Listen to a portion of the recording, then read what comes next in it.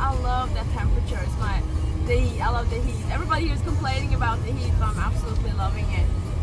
Anyway, we're not supposed to talk about that right now. You had a question for me and I had answers.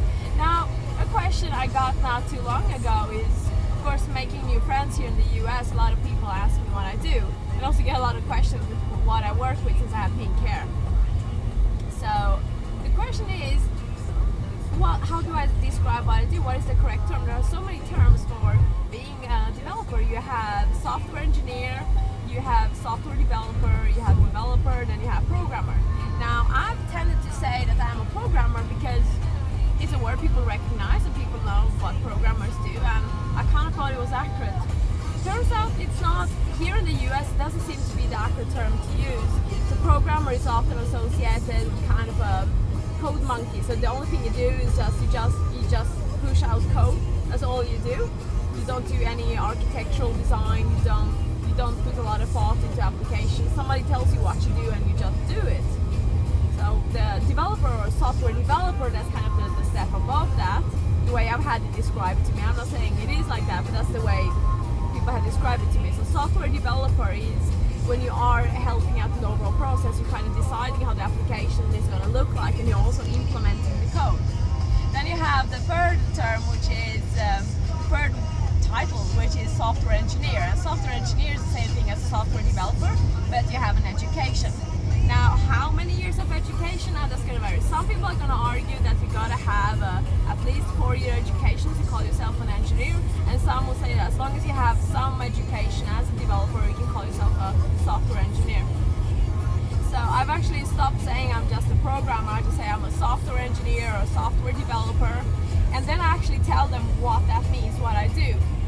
I tried before asking people, do you know what that means? But a lot of people are a little bit embarrassed, like admitting they don't know something, so they'll not admit that they don't know. So instead of waiting for that, I'll just offer them just a little bit of information. I'll say, hi, my name is Iris, I'm a software engineer / developer, which basically means that I make applications. I make applications such as the ones when you order a ticket at the train station or something, and you push those buttons, do applications like that.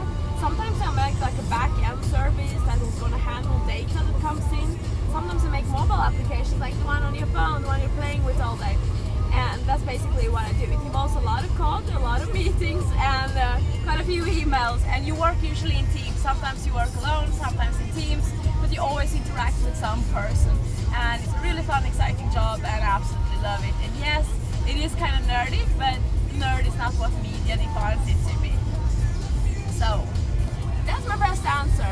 Now, of course, you have to find out for yourself which title best fits you, and probably it's going to vary from country to country. I mean, in Sweden, I'm fine just saying I'm a developer or programmer. You know, people kind of understand like what that means, and they're not going to value it less than being a software engineer. Engineer is not a protected title in Sweden, so basically you can have like a hygienist engineer if you're a janitor, and they'll add engineer onto every single title just to make it seem cool, so people wanna, get educations that are otherwise not so popular. So nobody's gonna be like, wow, if you say you're an engineer in Sweden, you're like, yeah, everybody's an engineer. But I think it's quite different here in the US, so it varies. Please share your thoughts on this, because I'm really curious how it varies from country to country, and I want to make sure I say the right title.